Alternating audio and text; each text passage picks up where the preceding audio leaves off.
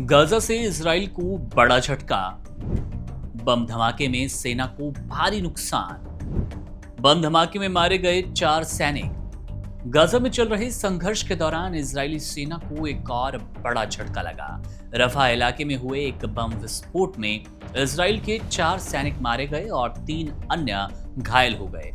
यह हमला उस वक्त हुआ जब इजरायली सेना गाजा के दक्षिणी हिस्से में अपने जमीनी ऑपरेशन को अंजाम देने की कोशिश कर रही थी।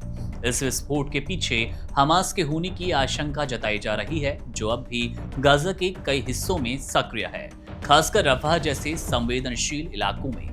मारे गए सैनिकों में मेजर ओमरी चाई बैन मोशे, लेफ्टिनेंट एरन शैलेम, लेफ्टिनेंट एतान अवनेर बैन और लेफ्टिनेंट रॉन एरियली शामिल रहे। इनमें से मेजर बेन मोशे कंपनी कमांडर थे और बाकी 3 सैनिक कैडेट थे, जिन्हें मरणोपरांत लेफ्टिनेंट का दर्जा दिया गया। ये सभी बाहर एक अफसर स्कूल की डकल बटालियन से जुड़े थे। इस हमले ने इजरायली सेना के हालात पर एक बार फिर से सवाल खड़े कर दिए। सेना पहले ही लंबे युद्ध से थकी है और आए दिन होने वाले हमलों में उसका नुकसान लगातार बढ़ रहा है। अब तक गाजा में चले इस युद्ध में इजराइल के 469 जवान मारे गए, जिनमें से 2 पुलिस अधिकारी और रक्षा मंत्रालय के 3 कॉन्ट्रैक्टर शामिल है।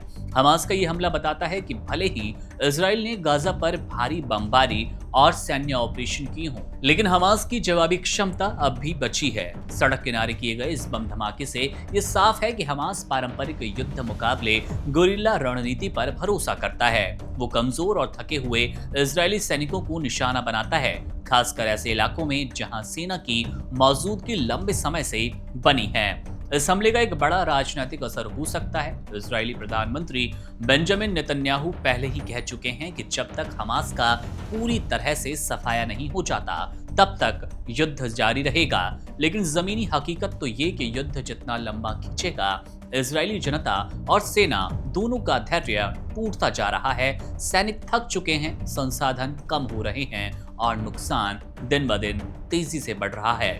दूसरी ओर अंतर्राष्ट्रीय स्तर पर भी इजराइल पर दबाव बढ़ रहा है। ब्रिटेन के प्रधानमंत्री कीयर स्टारमर फिलिस्तीन को औपचारिक मान्यता देने की योजना बना रहे हैं और फ्रांस जैसे अन्य देश भी इसी दिशा में सोच रहे हैं।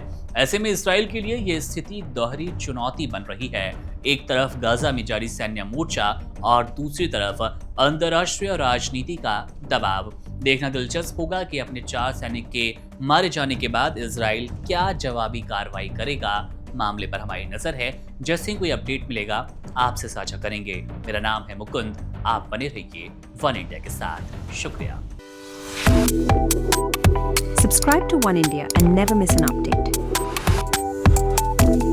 Download the One India app now.